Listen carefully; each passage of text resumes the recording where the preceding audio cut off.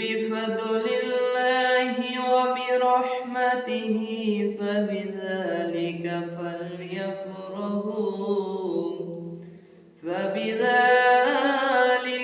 ফালইফরাহু হুয়া খায়রুম মিম্মা ইয়াজমাউন।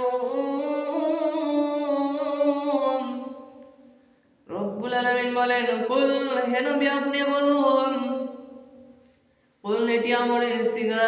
রব্বুল আলামিন বিশ্ব নবীজিকে আদেশ করলেন, কুল, হে নবী আপনি বলুন, এই পৃথিবীর ময়দানে আমি রব্বুল আলামিনের পক্ষ থেকে যত নিয়ামত, যত বরকত, যত অনুগ্রহ দেখতে পাও, সবচাইতে বড় অনুগ্রহের নাম হচ্ছে আমি আল্লাহর কোরআনে কারীম।